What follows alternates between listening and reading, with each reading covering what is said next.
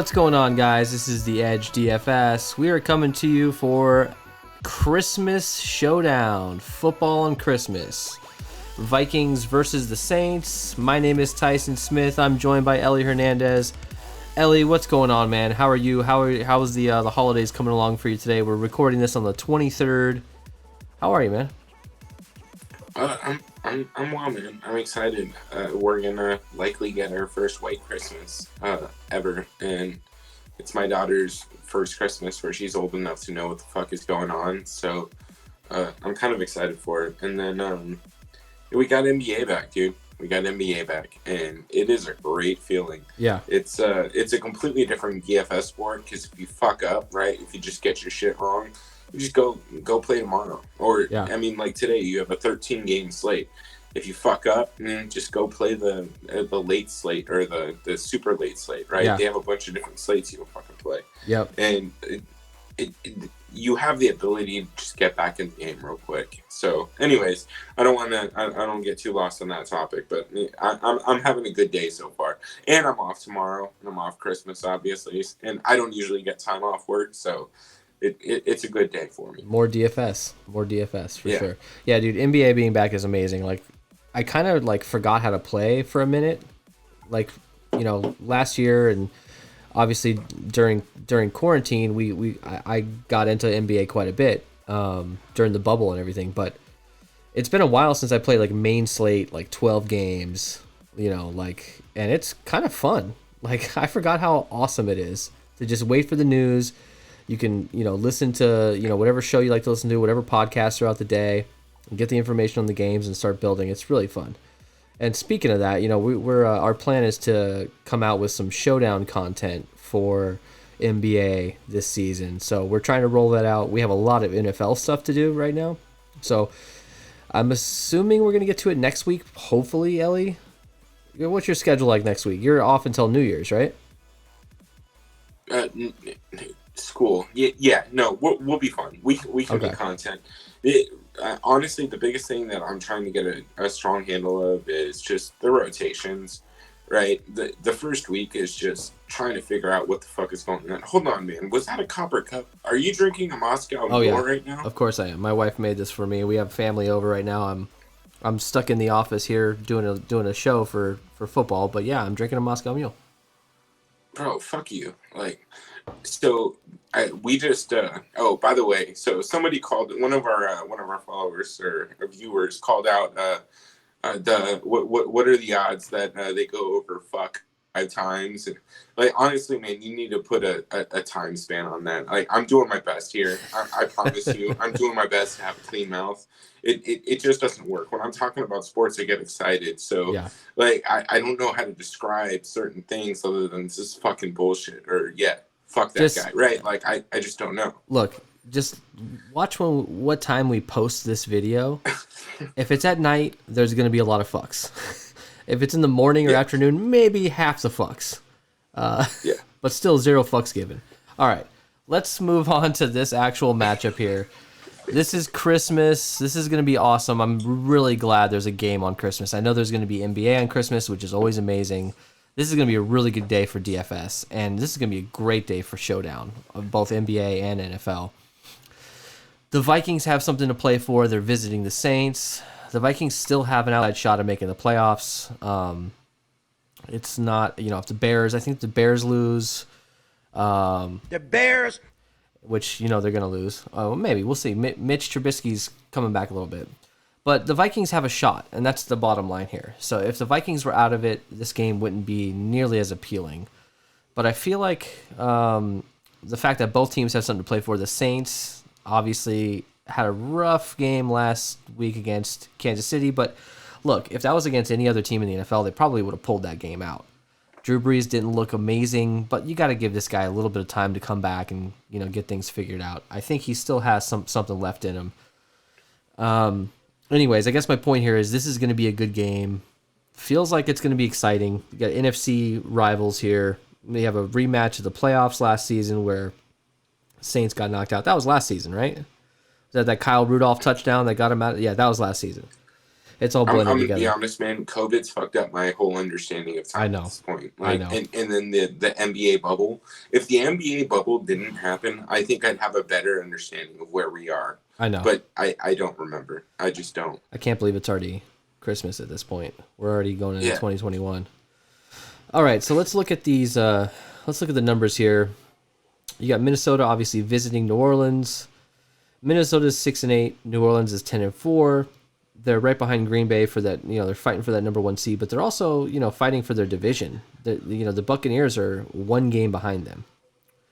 So this is a big deal for both teams, and especially New Orleans here. New Orleans does not want to have to worry about potentially getting a wild card position. Like, they don't want to have to deal with that. So look, New Orleans is favored by 6.5. This is a 51 total, pretty decent total here. New Orleans is a minus 297 favorites with about a 75% win probability. So what jumps out to you here? I mean, we've seen some crazy numbers this year when it comes to like big favorites. I don't think New Orleans should be a huge favorite here, but it seems like maybe they should be a little bit more of a favorite. I don't know. Tell me what you think about this. I don't think Minnesota really has a amazing shot of winning this game. I think they can, but I think New Orleans, the only reason why they wouldn't be able to pull this out is maybe some injury issues. Maybe Drew Brees just isn't fully back. So tell me about what you think of this overall football-wise for this football game. I think this game is going to be a little bit more exciting than everybody's expecting it to be. That assumption is more coming off the win probability, right? Because that's those odds are based on the biggest bettors and where the public's tending to put their money. So yeah, I think at this point it's safe to say I've learned my lesson. I'm not getting crazy hung up on some of these odds and some of these massive underdogs, right? Because these are professional athletes. There's obviously some sense of pride behind what's going on, and I think I think that one thing we neglected on the Steelers Bengals game, right? And that also was a division rivalry. So there's more on the line to some of these games than what we're expecting. And honestly, I think at this point, if you're giving a team more than 70% win odds, you might be overdoing it because as cliche it sounds to say, any given Sunday, any given fucking Christmas day, a team can come out and win. And these are professional athletes that we're talking about. And I think I'm going to put my money on the fact that Minnesota does have a chance to keep themselves in this game.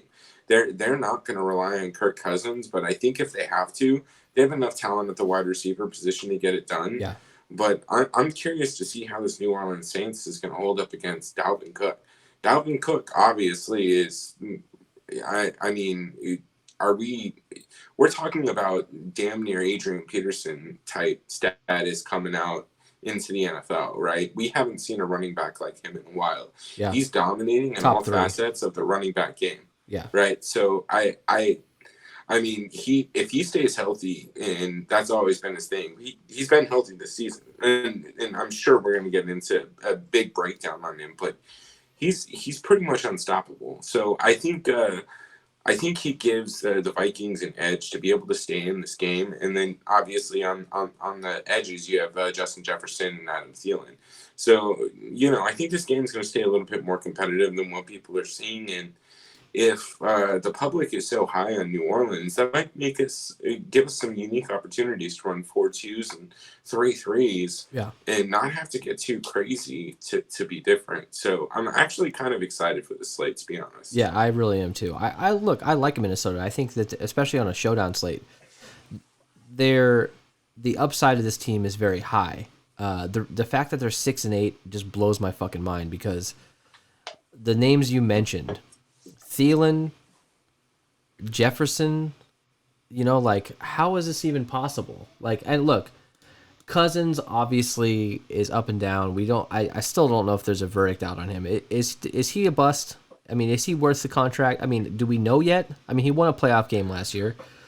What's the verdict? He's not worth the contract. He's not worth the contract. But here's the thing: is I just don't think that this Vikings offense was built for his type of quarterback play. I mean, he's essentially mini Alex Smith. You need to be out there running a West Coast offense where you're throwing fucking 35 times a game, quick slants, right? Yeah. Like that's what you need to be running. And they're a zone run scheme. That's all they want to do. So I just don't know if they have the capacity to utilize him how they need to, especially with Dalvin Cook back there.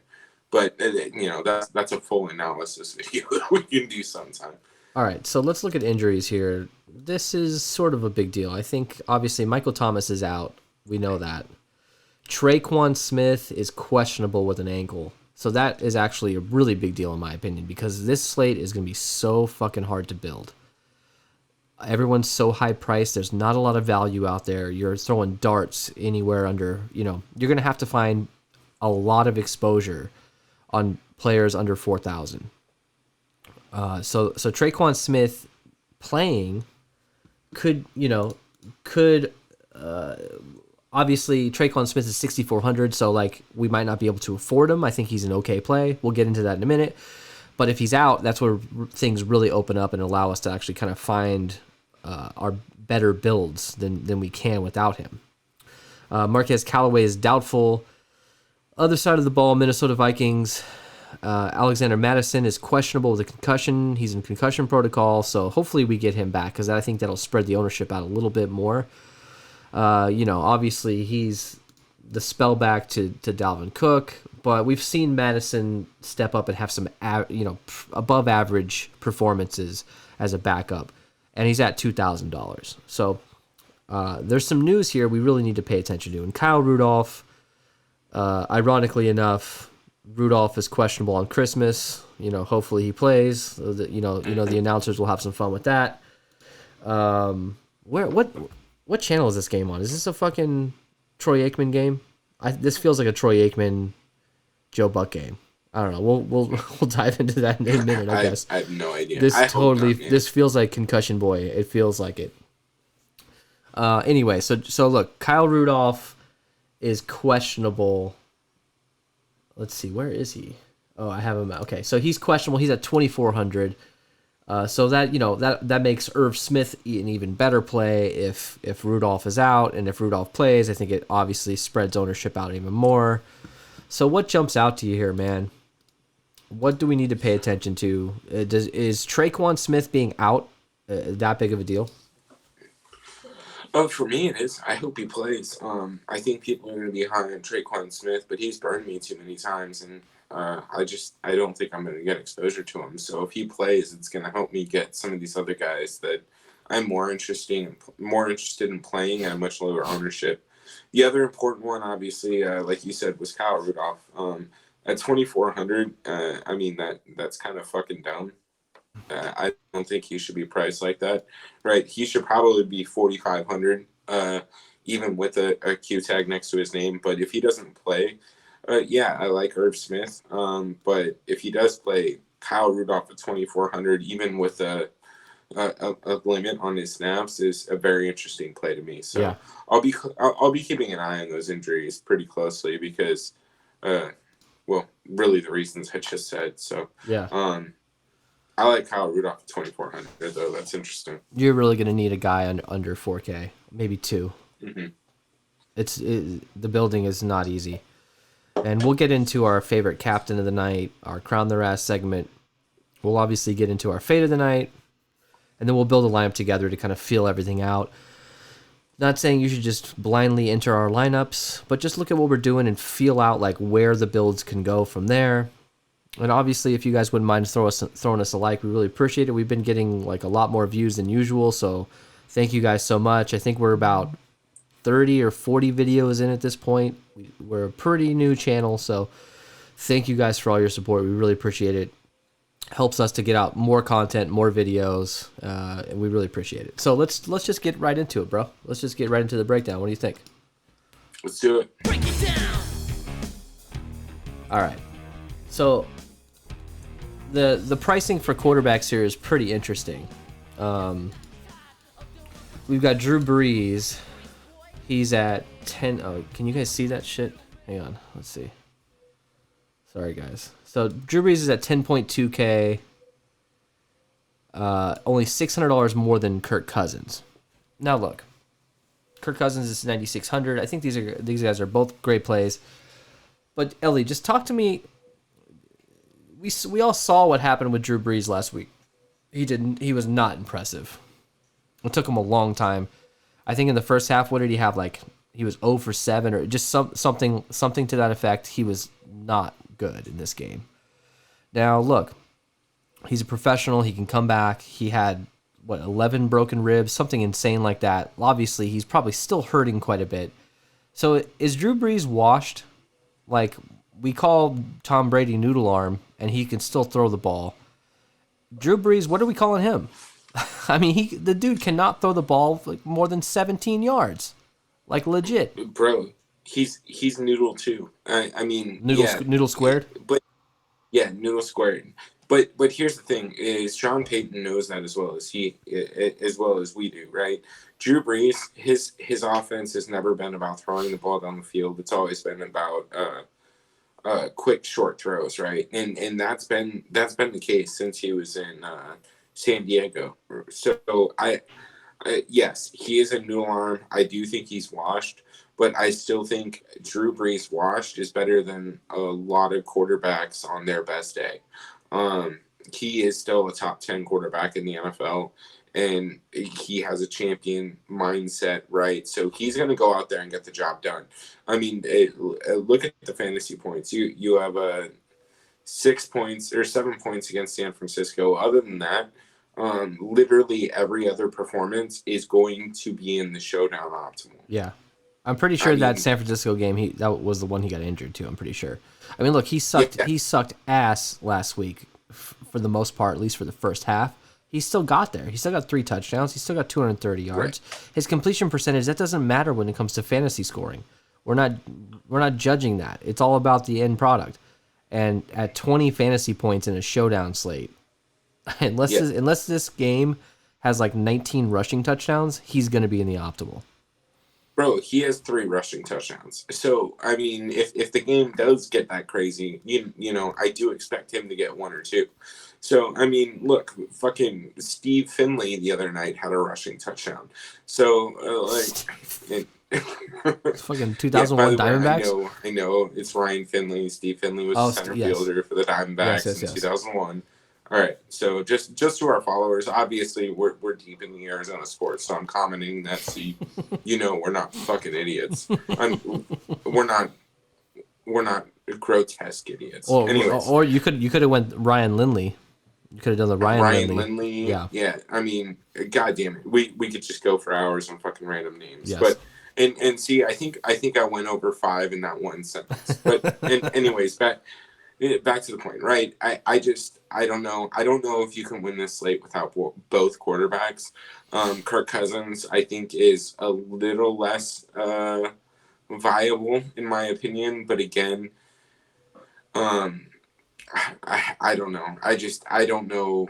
You're going to have to build around a specific game script. I think one of those scripts is Kirk Cousins and the passing offense keeps Minnesota in the game. And the other game script is Dalvin Cook and maybe Justin Jefferson keep them in the game.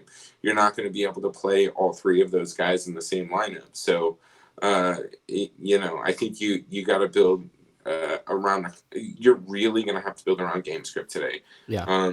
But I just don't know how you don't have Kirk Cousins in the optimal. And Drew Brees, I just think it's going to be there. I think I kind of just jumped ahead to my part here, but I mean, look, Drew Brees he's going to get 18 fantasy points tomorrow night. And as much as I think he sucks dick for free at parties, you have to have 18 fantasy points in your lineup. I don't think he needs to be captain, but you're going to have him. Well, look, that's an interesting number that you brought up because Kirk Cousins over the past 7 weeks has basically had a floor of about 18 fantasy points.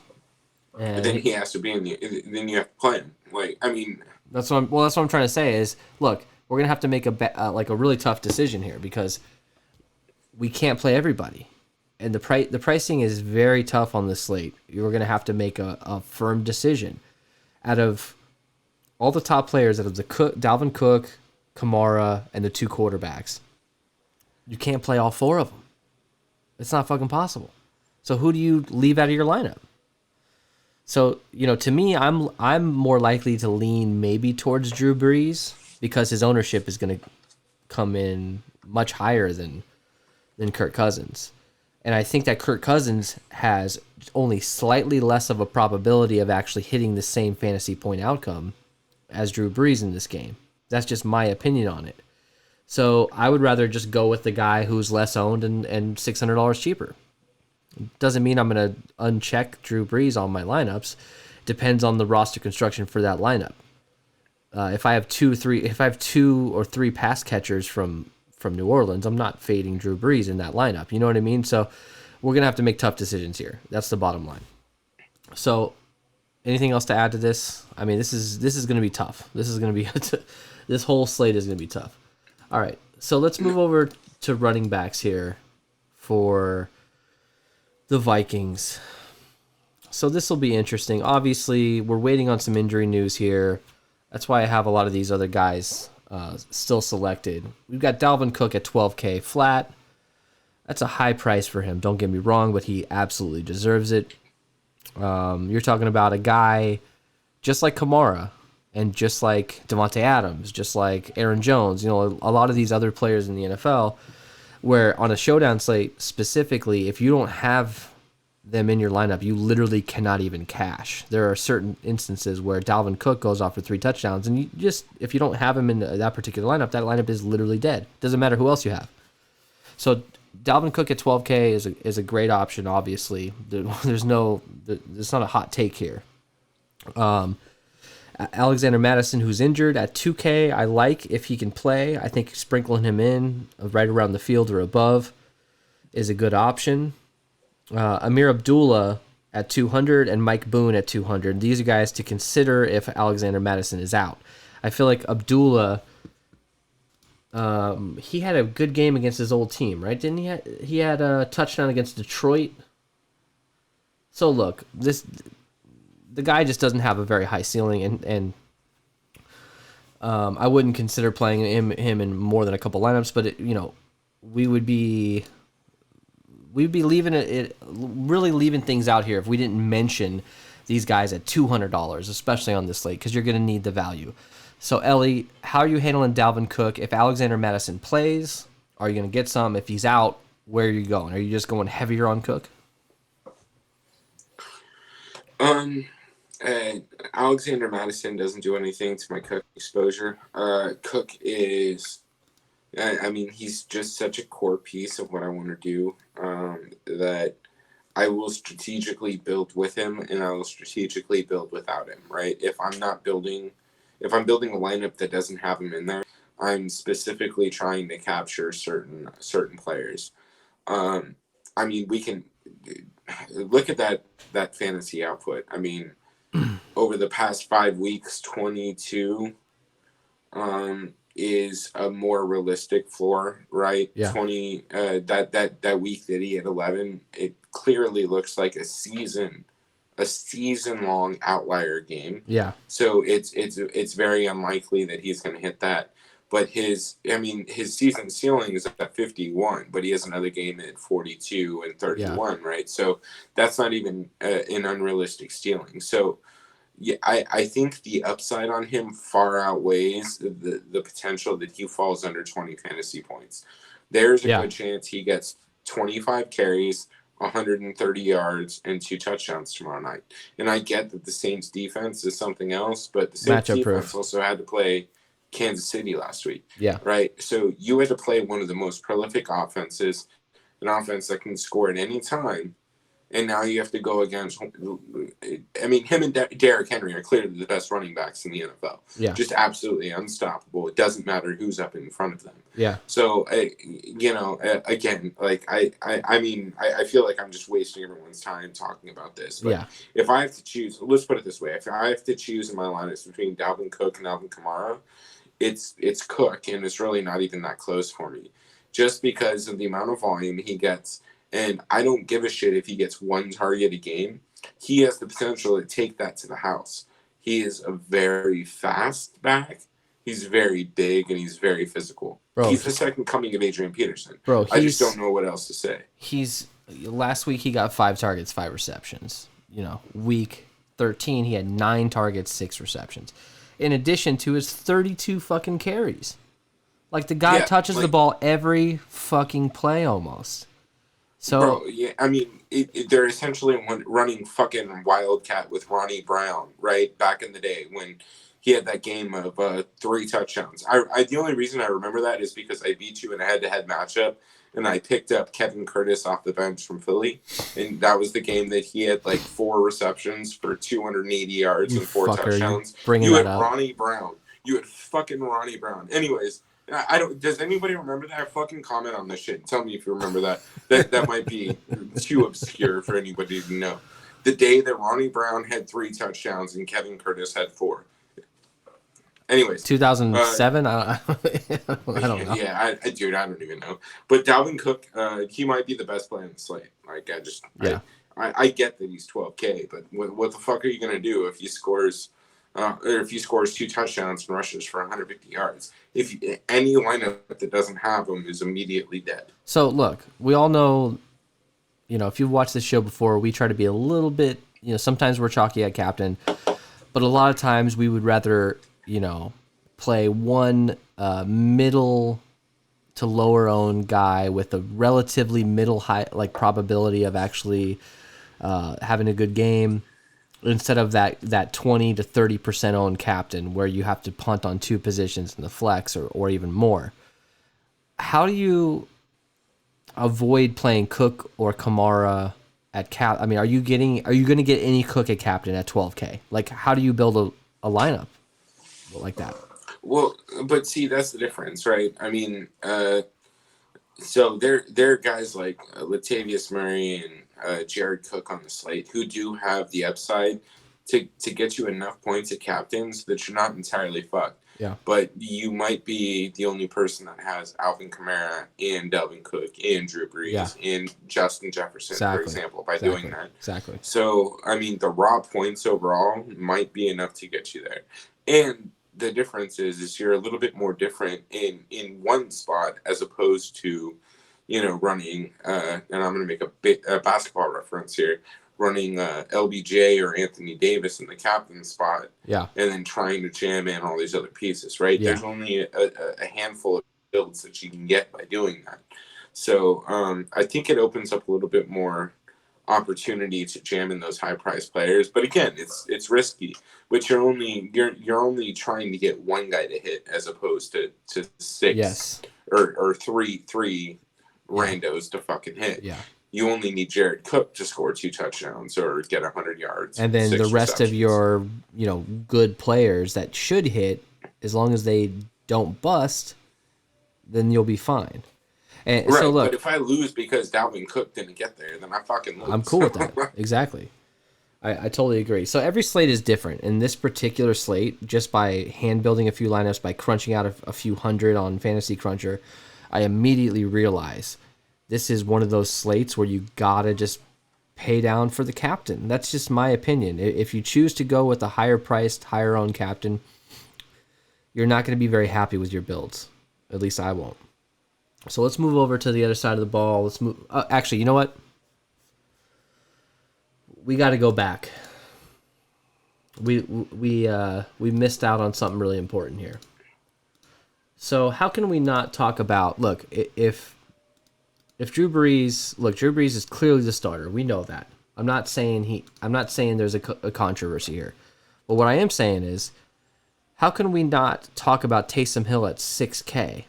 I know that no one's going to play him because he's now 6,000 and we're used to seeing him as either the starting quarterback or at 1,800 or less. But at 6K, if you're talking about a guy who can potentially throw a touchdown pass, receive a touchdown pass, and rush a touchdown, how do you avoid a 6K guy with that upside? Because look, we all watched Drew Brees last week. I think you'd have to be stupid to not think, well, maybe Taysom gets a couple more snaps this week, right?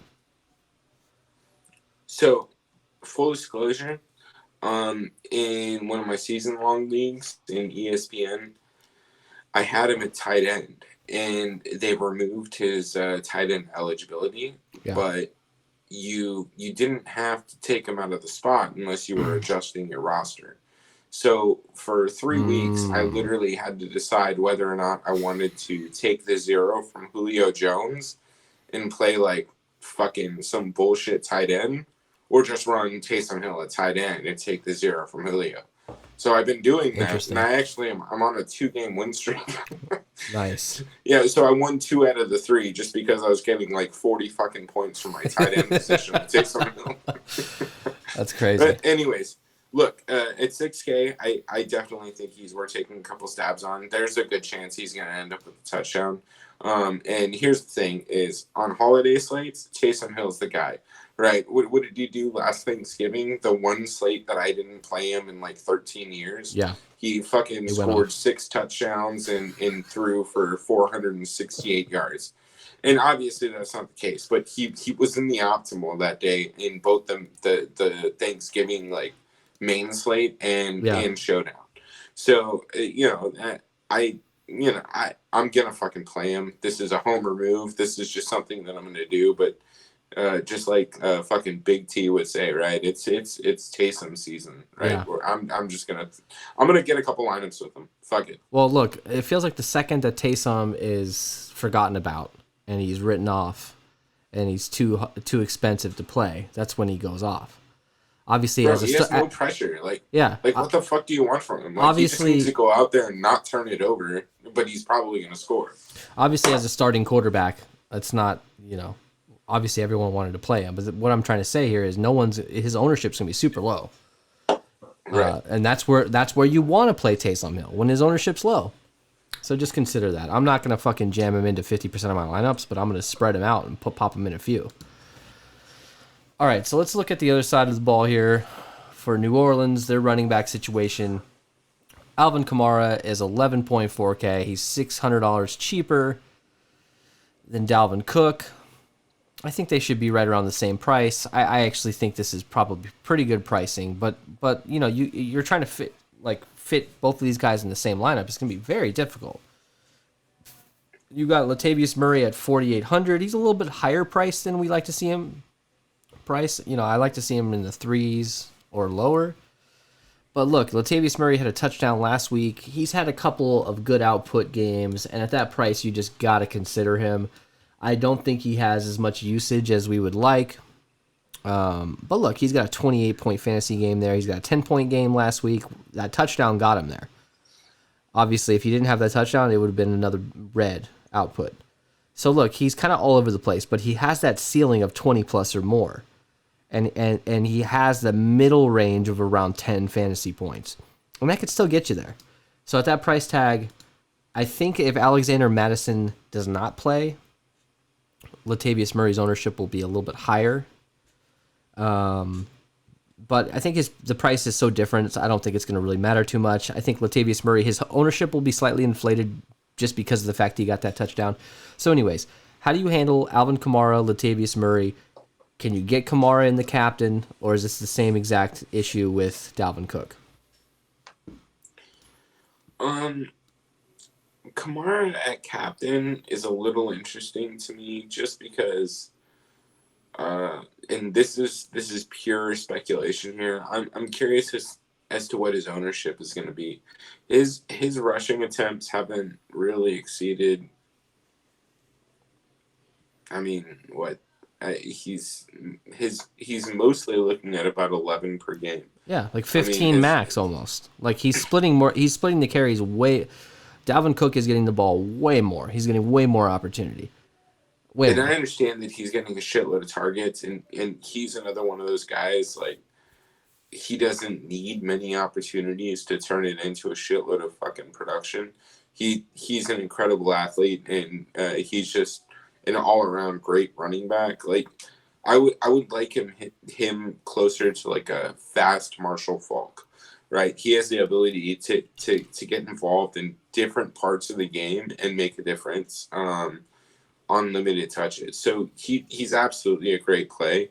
But I'm kind of curious to see what his ownership is going to come in, because if he's less than probably 8% at the captain. I do have a little bit of interest in that. I And don't. No way. to No fucking way. really, Dude, he'll be 15%. See, again, this is wishful thinking. I'm hoping people are gonna jump onto the fact that he only has the small number of rush attempts. Yeah, but look, he's a name. He's a name. Look, this is this is Christmas. I don't mean to interrupt you, but this is Christmas. People are just there's a lot of casual fans jumping on their phones, building lineups on their phone. Who else? Like Kamara is a name. To me, even more so than Dalvin Cook. Like people know who Kamara is. They know him. So I think he's gonna his ownership is gonna be way higher. I'm hoping that it isn't. You're exactly right. It probably is going to come in that high. If he's under 8%, then I think he's a viable captain. But otherwise, look, see, this is where I think the building gets weird because I want him. Yeah. I want him in my lineups. Yeah. It really, this offense is going to come down to him and really Emmanuel Sanders, right? And yeah. I think Alvin Kamara is going to eat up a lot of those targets that Michael Thomas normally would. But Emmanuel Sanders is just such a pure and clean route runner that he has the ability to separate on routes that Michael Thomas may not be able to. That he would get the reception out of pure dominance in his physical capabilities. So, look, I love Alvin Kamara in the flex, but again, I think you're running into a pricing issue here. I don't think you're going to be able to get Drew Brees, Alvin Kamara, Dalvin Cook, and Kirk Cousins. Yeah, and so I think you're going to have to really specifically build around the guys that you put in. If you want to play Alvin Kamara, you need to think about fading one of the quarterbacks or Dalvin. Yeah. So if I have to rank them again, I'm going to go Dalvin Cook over Alvin Kamara, but again, there are going to be lineups where I fade Cook specifically so I can play Kamara with Brees. Yeah, I mean, I would rather go Kamara, Cook, and one of the top wide receivers and fade both quarterbacks. That's just my opinion on it. I know it's crazy, but we're talking about tournaments here. We're not talking about cash. We're not talking about small field single entries. I mean, you can adopt the same mentality for single entries, just be a little less crazy with it. But we're talking about large field tournaments here, and we're gonna have to find a way to be different. I think everyone's gonna double up on the quarterbacks and throw one of the Kamara / Cook in. So look, when we start building, we're gonna figure out how we can actually physically do this. Because this is one of the tougher ones that we've done, to be honest. So Latavius Murray at 4,800. What are your thoughts on him? Oh, I love him. I love Latavius Murray. I think he's 100% in play. 4,200 or 4,800. I honestly think he's a viable captain, but I haven't done much practice building with him. But at that price, he's going to give you a lot of accessibility to some of these high-priced players. So if you want to stack the quarterbacks, Kamara and Cook, you might be able to with him at captain. So Kamara and Lat Murray is about a 75-25 / 70-30. Sometimes they're in the game at the same time. So look, obviously Kamara is getting the lion's share of the snaps. But when you compare that to Dalvin Cook, it's more of an 80-90% split. And if you look at Dalvin Cook's carries, and he's still getting almost just as many receptions as Kamara. So if I had to choose between the two, I'd go Dalvin Cook, no question. But I don't want to have to choose between the two. I'd rather get both of them. I feel like in this game, if the Saints are going to win, Kamara has to go off. I don't see a path to them winning this game without Kamara getting fully involved. Right? Who the hell are they going to throw the ball to? They don't have Michael Thomas. If Traquan Smith is out, obviously Emmanuel Sanders is a great player. But who else? Who else? It's got to be Kamara. This is like fucking playing James Harden when Russell Westbrook is not playing. He's going to get all the usage. Just don't overthink it. All right, we'll move on because I know we've been talking about this quite a bit, but I think it's incredibly important to figure this out because these are the two best players in the game and we got to figure them out. let's move over to wide receivers for New Orleans. I mentioned Emmanuel Sanders. He's at 8,800. He's priced up, as a number one guy. Michael Thomas was ruled out before they came out with pricing, so I'm totally okay with 8,800 Emmanuel Sanders. Getting him captain is a good option, but like 8,800 is a little expensive, so you're gonna have to punt at two positions. You're gonna have to go double kicker. You're gonna have to go kicker defense. You're gonna have to go, backup tight end sort of thing. Traquan at 6,400, if he plays, I think his ownership's going to be lower than expected, and he just hasn't had a good year, so I would prefer to play some Traquan. And then we get into all these other dudes. You got Lil Jordan Humphrey, that's his name. He's at 2,600. Juwan Johnson at 2,200. Tommy Lee Lewis, 1,400. And if Marquez Callaway plays, he's at 200. So, look, there's not a lot of names that we're real comfortable playing here. I mean, you got Juwan Johnson. I think he's been getting some more snaps recently. Let's see here. You got Juwan Johnson. Last week, he got 80% of the snaps. That was actually number one when it comes to wide receivers. So that's interesting to me. Didn't really result in...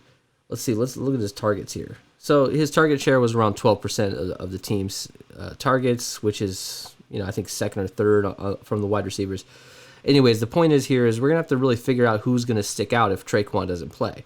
Is Juwan Johnson the guy that gets more targets, gets more snaps? We all know that Emmanuel Sanders will be the guy. But who else here can benefit from Traquan if he's not in? Any thoughts on that? Is this just a fucking coin toss at this point? I like Tommy Lee Lewis. I know it sounds fucking random as shit, but for whatever reason, it looked like his name sticks out to me simply because of just one of the games that I watched.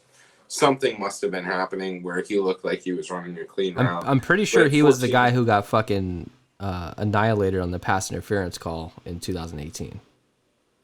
Oh, well, that might be it. That might be why he's sticking out to me.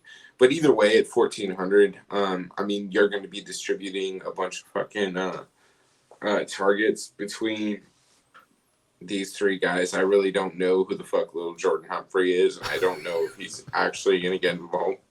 I mean, never mind. I'm just going to go on Juwan Johnson. Lil Jordan had a touchdown last week, so I think his ownership might be. Drew Brees will throw a fucking touchdown to his cousin. It doesn't matter. It doesn't matter who's on the field. Some random ass dude who's not even in our fucking player pool will probably score a touchdown. That's almost a guarantee. Look. How about I put it this way? These guys are cheap enough to be in your player pool, but I probably won't have any exposure even with Traquan Smith out.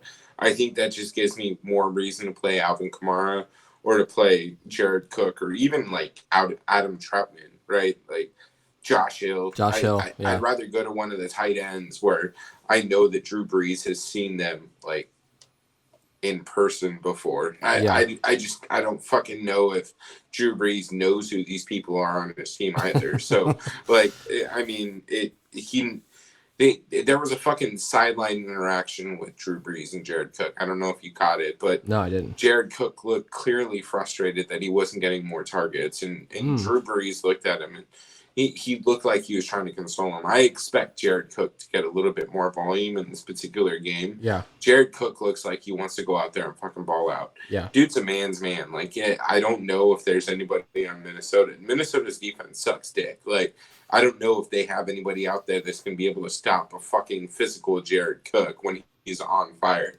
right? If they're focusing on Jared Cook, then they suck. They're dumb, right? They're paying attention to the wrong thing. They need to be on Alvin Kamara. So I know this is supposed to be a section on the wide receivers, but other than Emmanuel Sanders and even Traquan Smith at 6,400, I don't know that I'll pay up that much for him, but I'll obviously have to have a little bit of exposure because I just don't think that these fucking random dudes.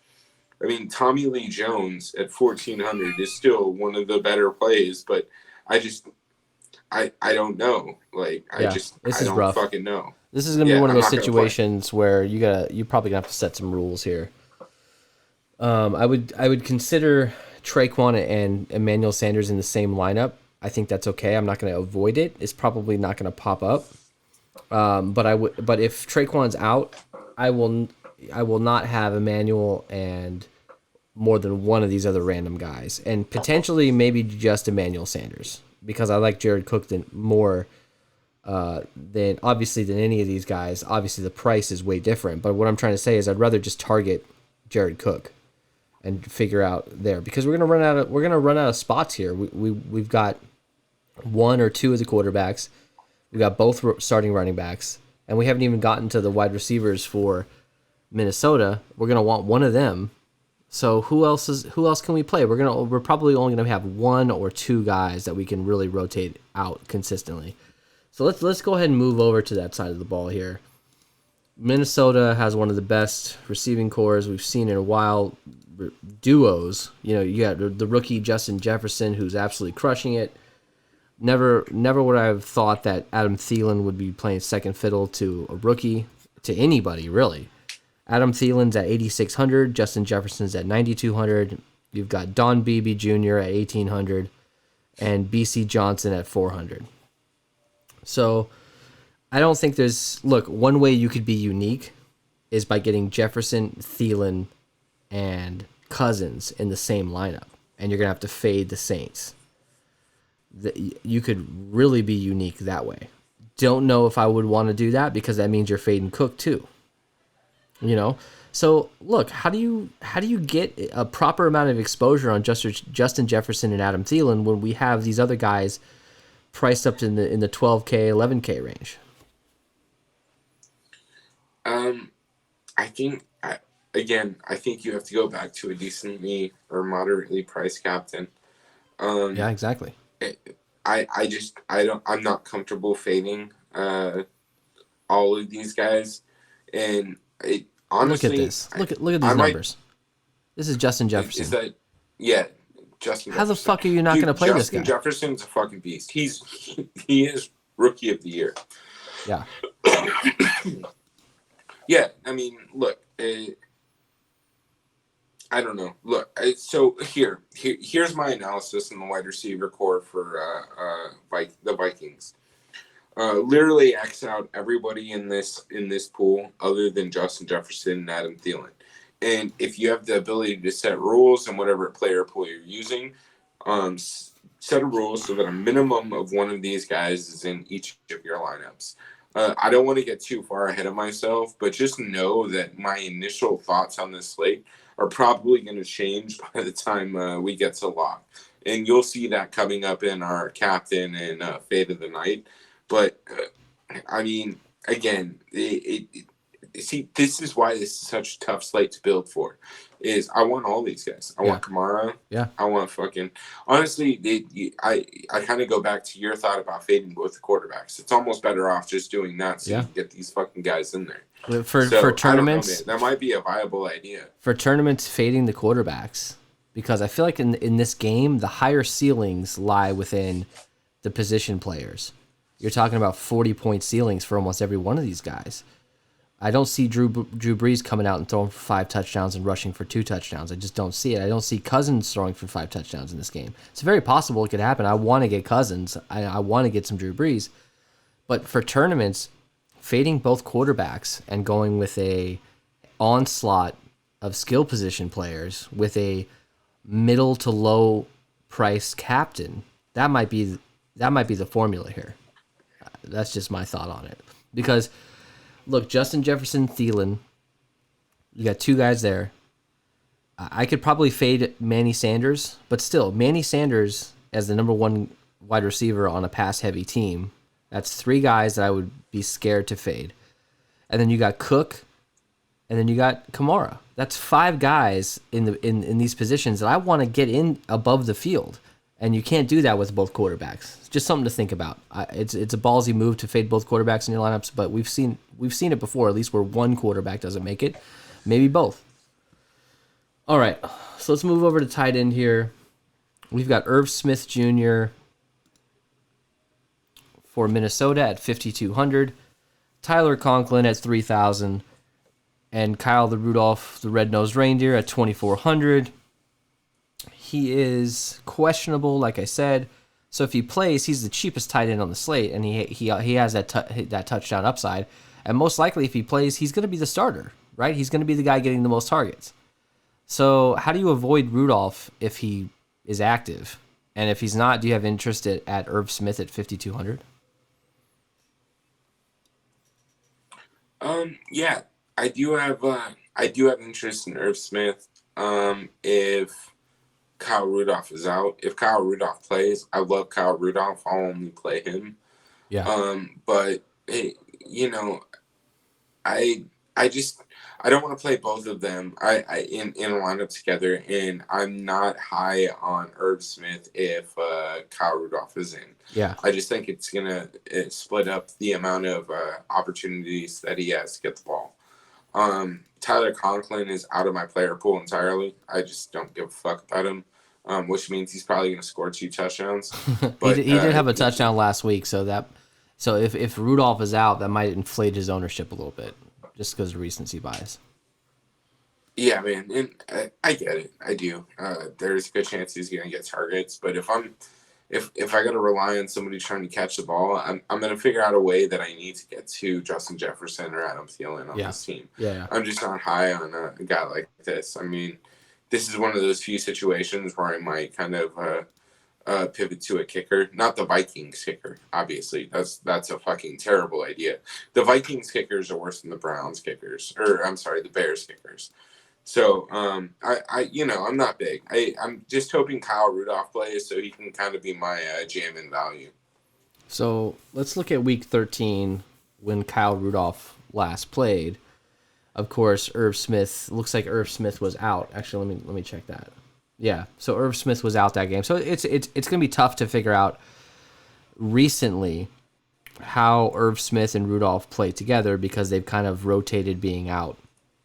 But if you look at last time Kyle Rudolph played, he had 76% of the snaps and Conklin had 65%.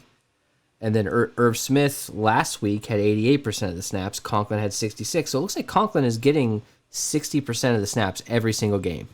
He's getting 25-plus routes run. His target share is equal, if not more, than Irv Smith when he does play. So look, I think we have to consider Tyler Conklin as well, simply just based on the raw numbers here. If I just erase these guys' names and put up their targets, their target shares, and their snaps and routes run, you'd go with Tyler Conklin every time, most likely, based on his price. So something to consider. I'm not saying he's a good GPP. Well, he's a good GPP option, but I just don't think he has the ceiling to get there. And at 3,000, I don't know. I don't know that you can even fit him in with our current builds. All right, so tight ends for New Orleans here. So this is where things get interesting. So Jared Cook is 5,600. I think Jared Cook is a great option. He's a great captain option too at 5,600. There's no doubt in my mind that Jared Cook could absolutely have 2 touchdowns in this game. We've seen it. We know that Drew Brees likes Jared Cook. And when he does go deep downfield, it's down the middle, through the seam, to Jared Cook, who's usually wide open, and he's usually able to get up there and get the ball in 50-50 balls if he's not. So I love Jared Cook at 5,600. I think he has the highest ceiling for that price range. And I think his ownership will be medium. I don't think it'll be low, just simply because there's not a lot of options on the pass-catching side of the ball for this team. Adam Troutman, when was he chalk like last year at the beginning of the year? My years are blending. He was chalk 2 weeks in a row or something like that, and he literally didn't even catch a ball. I don't think. Do you remember that? Yeah, no, I remember that. Was that this year? Was that this year? Like week 1 or some shit? It was this year and last year. So he did have a touchdown week 9 against Tampa Bay. But besides that, I mean, look, at $1,000, if he was at $200 or lower, then I think it's a pretty good option. But $1,000, you're going to need a touchdown from him, and probably not going to happen. He's only getting 1 to 3 targets a game. I'd rather go with Josh Hill, man. Josh Hill's $200. I'm not scared to play Josh Hill in 30% of my lineups. I'm not scared of it at all. I know he's not getting targeted that much. I know he's not on the field as much. But he's got a rapport with Drew Brees. Drew Brees can find him in the end zone over the past few seasons. So, obviously, Jared Cook is a great option here. Is it, not a whole lot to talk about when it comes to Jared Cook because I think you like him as well. But any interest in any of these other guys? Yeah. I mean, I think they're all in play just given the pricing and Drew Brees again is one of those guys. You have no idea who he's going to throw to in this offense. I mean, Adam Troutman. We've seen him be massive chalk and fail, and then we've seen him the next week score a 60-yard touchdown or 40-yard. All right, we're gonna get Ellie back here. If you guys have been with us before, you know the deal here. Just give me 2 seconds, and he's gonna. There he is. You hear me, bro? Yeah. Did you guys lose me? Yeah, we lost you like 5 seconds ago. But go ahead. Okay. Yeah, no, I think all these guys are in play. Don't put both of them in the same lineup. But I don't think this is as severe of a situation. So if you need to play Cook and fucking Josh Hill as a punt, I don't think that's terrible in this particular weekend. So especially with the lack of pass catching options. For all these guys are in play for me. And other than Emmanuel Sanders, if Traquan Smith is out, I just give literally everybody other than the wide receivers a boost. Yeah. All right, so kickers and defense here. We've got Will Lutz at 3,800. You got good old Dan Bailey at 3,400. That's one of the lowest prices we've seen for a kicker on Showdown here in a minute. It's usually around 36 is like the low. So 34 for Dan Bailey. What are your thoughts on kickers? Yeah, what are your thoughts on kickers before we get to defense? I think they're both in play here. I mean, given the most recent ownership that we've been seeing on some of these showdown slates, kickers have been coming in less than 15%. So, I just from a strategy perspective and a leverage perspective, I think they're worth considering just because of that. If they continue to come in that low owned, especially at 3,400 on a slate where we don't necessarily have clear value, I think Dan Bailey is viable. I'm gonna hate it, and I'm probably gonna beat the shit out of myself all fucking night when he misses 13 field goals. Yeah, but I mean, at 3,400 when you don't have value at probably less than 10% ownership, it's hard not to pay attention to that. I don't know, man. Same thing. I don't know, man. I think their ownership is going to be slightly inflated on this particular slate because I crunched out like 500 plus with zero settings, zero randomness. I just wanted to get a baseline as to how the building went. And a majority of the builds came in as Kamara at captain, and you had 60+% of each of these kickers in all 500 plus lineups. Like, the kickers are the key here. And if you could find a way to find a different position or a different player and leave a little salary on the table, you could get a lot of leverage. And now, obviously, when it comes to people actually building, I don't think that they're going to come in like above 25 or 30%. I'm just saying that in this particular slate, like I haven't seen kickers just crunched in like that because the numbers are just too tight on this slate, and you got to find value somewhere. So if you have a median projection of 8 points at 3,400, you're going to get jammed in quite a bit by the optimizers. And do I think that people are going to spend 2-3 hours building lineups on Christmas Day? No. So maybe these guys just get jammed in, they get forgotten about. Hey, throw fucking Dan Bailey in my lineup and forget about it. So it's something to think about. Pay attention to ownership there because it really, really popped out to me when I was crunching today. That's what really popped out. So anyways, go ahead, bro. No, that's all I got. As far as defense goes, Saints at 4,200 and Vikings are at 2,800. Yeah, Saints are in play for me. I probably won't have more than one or two lineups with them. Other than that, I really am not interested in defenses this game.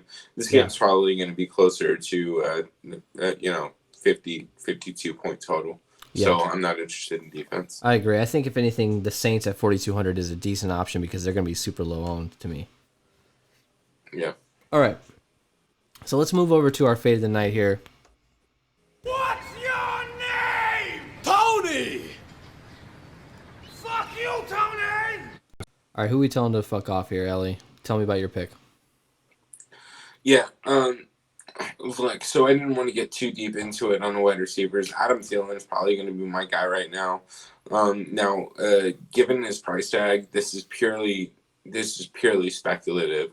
I expect him at 8,600 to come in fairly fucking chalky. But if he seems to trend the opposite way in ownership, given the fact that everyone's trying to jam in Kamara, the two quarterbacks and Dalvin Cook, then I 100% will tell you that this will not be my fade of the night. Right? I have no problem stacking up the fucking Viking passing game as much as possible if I need to. But currently, given the fact that he's cheaper than Justin Jefferson, and one of the lower priced kind of elite players on this slate, right? I think he's going to come in pretty fucking chalky. So just given that reason, I'm going to fade him. And by fade him, I specifically mean come in under the field. Yeah. Well, it's going to be tough. Like, these names are not easy to fade. And to me, Drew Brees, it's a tough decision, don't get me wrong. And I'm not going to just, have 0% of him, obviously. But let's say he comes in, 50% in the flex. I'll probably have 30% of him. I'm just going to be below the field because, to me, out of the 5 top plays, Drew Brees is my least favorite. I like Kirk Cousins more because of the price and because of his targets, who he can throw to. I like Dalvin Cook. I like Kamara, Thielen, and Justin Jefferson. I like them all better than Drew Brees in this tournament, considering that, to me, Drew Brees will be the 3rd highest owned player on the slate, and I like him the least out of those 6 players. I'd rather just flip it and go, look, I'm going to go less on Drew Brees, and I'm going to go higher on, spread out on the rest of these guys.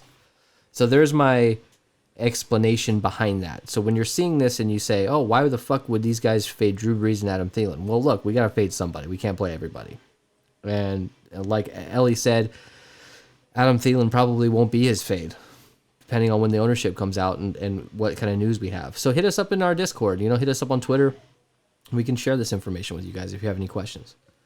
All right, let's move on to our Crown Their Ass segment, our favorite captain for Draftkings. Now, if you want to crown them, then crown their ass.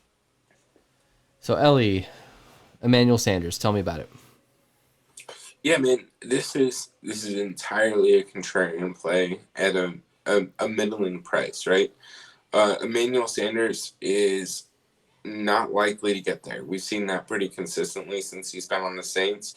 But when he does get there, he has ceiling-type performances. And that's kind of what we're looking for in these deeper GPP tournaments, right? You want that wider range of outcomes because, you're probably going to fall flat on your face more times than not. But when he does hit, you're looking at 2 touchdowns, 130 yards, and 8 to 10 receptions, which is nothing that we haven't seen Emmanuel Sanders do before. Yeah. And given the fact that he's one of the cleaner route runners in the NFL, he's very fast, he's very quick, and all in all, he's probably a top. I'd give him a top 30 wide receiver in the NFL, and I think with a quarterback like Drew Brees and a weak defense that the Minnesota Vikings have, I think he's in a good position to run what he's comfortable with. We should see quick slants out of him. We should see quick, short passes, and that opens up the opportunity for him to kind of make a play after the catch. And that's what you want when you have Emmanuel Sanders out in the open field against a bunch of shitty DBs. So I think he does have a lot of upside. This is a more risky play at the captain spot because, there is also a very good chance he goes out and puts out 1.2 points, right? Your guy, Latavius Murray's half the price, and if he finishes below 4 points, I'd probably fucking cry. So like I think he has a higher floor than Emmanuel Sanders does. So it's a risky play, but I definitely think that if they're gonna win this game, they can't just rely on Latavius Murray and Alvin Kamara to carry everything. They're gonna need Emmanuel Sanders to step up into that one role, which we know he's capable of doing. I personally love Emmanuel Sanders. I wish his price was a little lower, because if it was, we'd be able to just lock him into captain in almost all of our lineups, because he's the number one target on this team. He has to compete with some targets with Jared Cook and Kamara, but Michael Thomas is out. Potentially Traquan Smith is out. They got to throw the ball to somebody, and Emmanuel Sanders could be that guy. Having a number one wide receiver with a Hall of Fame quarterback on a team that's like the number 2 seed in the NFC, you would think, oh, that's a good price for him. But we've seen Emmanuel Sanders bust before, and that's what's scary about this. So I totally agree with you. I like your pick a lot. We'll find out here soon enough how hard it is to build with him. So for me, Latavius Murray, this is a deep GPP play, guys. Like obviously Latavius Murray is not one of the best options in this game. I'm using him because of his price, because of his ownership, and the fact that I can get like 5 really good players in the flex as opposed to having to punt on 2 or 3. So Latavius Murray, this is the situation where if you get the raw points right in the flex, you don't need him to be, have a ceiling output. If he scores you a touchdown, get you 50 yards receiving and 50 yards rushing, you might be able to get there with him. You just might. All right. So let's build a lineup, dude. You ready? Yeah, let's do it. All right. Let me move this over here. All right, let's build with Manny Sanders first. All right, so the question here is, if we have Manny Sanders in the captain, which, why can't I find him? There he is. If we have him in the captain, who are we fading? You know what? I'm going to take your advice on this one. Let's go ahead and fade Breeze. Okay. Let's go Kirk Cousins. Cook. Now, getting Kamara is going to be tough. See, this is where it's going to be really tough. I mean, it's almost worth fading Cousins too. But let's try to put in Kamara and see where we're at. So look, we're at 3,800. Now you've got a punt on 2 positions. Throw in Adam Troutman. And then 2,800. Vikings defense, little Jordan Humphrey, Kyle Rudolph. We can play Kyle Rudolph if he plays. But look at this, dude. This is the type of shit we're talking about. You got Adam Troutman, who might not even fucking see the field, and Kyle Rudolph, who might break his leg on the run out to the field. Yeah, see, it's tough. It's ridiculously tough to build this way. So what if we do this? Let's go ahead and fade Kirk Cousins too. And I mean, if you're going to do that, fucking swap him out with Thielen or Jefferson. Yeah, and that's what's scary here is okay. So let's just put Jefferson in here. So it still doesn't give us much. It doesn't give us much. I mean, who can we get to at 1,800? Can we get to anybody? Chad Beebe, I mean, Tommy Lee fucking Lewis. It's just very tough. So you're seeing what we're seeing live. It's just not really. It's gonna be tough to build with anybody over 8,800. Throw in Latavius Murray. Let's see what we can get there. Let's just see. God damn, that sucks, dude. Yeah. Okay. So you want to do Lat Murray at captain? Yeah. It just feels better. Based on all the mid to lower owned guys or lower price guys, this just feels better to me. So look, let's just try this. Let's just see with both quarterbacks in. That still leaves us with 7,600. So not bad. So let's fade Breeze in this one. Oops, my bad. So let's fade Breeze in this one. We'll try Breeze in another lineup. Let's get Cook and Kamara. Let's get Thielen. Can we get him? Okay. And it leaves us $1,200. So we only gotta have to punt at one position. Or, like you said, we can go Cook. We can go Jared Cook, and it leaves us $4,200 to get Saints or to get Will Lutz or Dan Bailey. So this is what I'm saying when it comes to the kickers, they're easy to plug in. So that's not a bad lineup. That's a 4-2 there. Not a bad lineup. Let's try this though. Let's get rid of Cousins. Let's throw in Justin Jefferson. Right? So we're rocking a 3-2 here. So at 4,600, we could go 3-3 and still be unique. Let's see, 4,600. What does that leave us? Saints defense. Yeah, so we got a Will Lutz situation again. Let's see here. What if we Okay, so we got Latavius Murray and Kamara. We've got Justin Jefferson and Dalvin Cook. Do we want to go high price and then punt on a lower price guy here, instead of the Jared Cook middle range area? Well, what happens if we throw? And I kind of want to go high price. Throw in Thielen. 1,600, and look, I'm comfortable punting on one player at 1,600 or less. Tommy Lee Lewis, Adam Troutman, fucking Josh Hill. You know? I mean, look.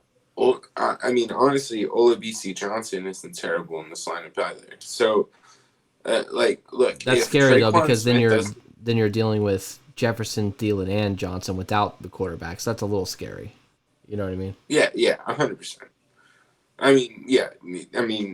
That's frightening as hell. But at the end of the day, you got to figure out where you're gonna get the most value. So you're punting. You could punt on Troutman here. Like, basically just rotate all these dudes out. Like, if this was me, I'd lock all these dudes into my optimizer, and I'd crunch out as many as it would let me, and I'd find my favorite, and I'd get 4 or 5 different variations of this in the flex, because I like this as a core. And then I'd move over, and I'd take Jefferson out, I'd put Thielen, or I'd put Cousins in, and then I'd do the same thing, you know? Exactly. But to me, I think Tommy Lee Lewis here is a decent option. Considering, I think so that's a 3-3. That's pretty nice, right? So let's do this. Let's take out Jefferson. Let's take out Thielen. Let's put in Drew Brees, and let's see how building with Brees is going to be. So 4,600. Let's optimize and see what this pulls up here. Olabisi Johnson and Thielen. That's not bad at all. I don't hate that at all, actually. You know? Yeah. I like that lineup a lot. Because here's the thing, in a lineup like that, when you're fading the quarterback and you have a shitload of offense surrounding that quarterback, Olabisi Johnson, Adam Thielen, Dalvin Cook, you're capturing the points that you would have gotten anyways by just rostering the quarterback. So it does work. Yeah. It's risky for sure, but I don't know. Honestly, like this, you got to figure something out. You got to fade somebody, and honestly, I'm more comfortable fading Kirk Cousins than I am Dalvin Cook or fucking. Let's try this. Since Latavius Murray is our captain, we're assuming he's going to get a little bit more volume than typical, which means less volume for Kamara. Kamara can still get there, obviously. Let's just say right now that we want to get Kamara out of this lineup since we have Latavius Murray and the captain. I have no problem playing both of these guys in the same lineup. But for this particular instance, let's try to put you want to do Breeze or Cousins? If we're fading Kamara, I want Breeze. Okay, so let's do Breeze. Let's put Justin Jefferson in here. And then let's put Jared Cook. That still leaves us with 5,800. This is the way to go, dude. Fucking fade one of the quarterbacks. And look, I know we're fading Kamara in this lineup, but we've seen Kamara have average games before. And if Murray's in the captain, that means, we're leveraging that that situation. So at 5,800, who can we grab here? Let's see. Ooh, Taysom Hill would be 6K. Ooh, that would have been nice. Irv Smith. I mean, you could go Irv Smith here. I mean, honestly, I'm almost fine with going Irv Smith instead of Jared Cook, Taysom Hill. All right, let's do that, dude. I gotta get Taysom Hill here. So I know we're gonna lose money doing it, but you have to have a fucking Taysom Hill. Look at that, a Breeze Hill combo there. That's pretty ballsy, dude. But look, I like this. So look. You got Taysom Hill could throw a touchdown pass to fucking Drew Brees. So there's a situation where Taysom Hill steals a goal line carry from Kamara. We know that. And then, Latavius Murray maybe gets a couple extra. Let me get Ellie back here. Sorry, guys. Yo, you're back? Yep, I'm here. I don't know what the fuck just happened. I don't know. Yes, I'm here. Anyways, this is a great lineup, guys. Sorry, we're running a little bit over here. The bottom line here is you're going to have to try with captain with Jared Cook, Latavius Murray, even fucking Taysom Hill. I'm not going to do that at all. I'm going to have zero Taysom Hill in captain. But my point here is try to get different on this slate with captain because you see the differences in these builds. It's a huge difference between the Manny Sanders build and this build. It's a huge difference. So anyways, Ellie, what do you got for me, man? What are your thoughts on this matchup? What's the final score here? And who's one of these lower price guys that can break out for us? This is 34-24 Saints. Lower price guys that are gonna break out for us. I like Tommy Lee Jones if Traquan Smith is out. All right, guys. Thank you so much. The fugitive. Yeah, the fugitive. Get different at captain if you can for this slate. Try to go as low price as you feel comfortable doing. I think that's going to be a unique build. Fading both quarterbacks potentially in your lineups with a chalkier captain is also the way to go. So if you want Kamara, if you want Cook in the captain, just don't play the quarterbacks in the flex and go other ways. If you're playing tournaments, obviously cash, you probably don't want to do that. Anyways, guys, thank you so much. We hope you guys have a great Christmas. We hope you guys are having a good time here. And we're going to be doing, what do we got, 3 games on Saturdays? On this Saturday? All right, we're doing a showdown. We're doing a showdown video for all 3 of those games, man. So join us, subscribe, like. We really appreciate you guys' support. Thank you so much. And we'll see you next time. All right, see you later.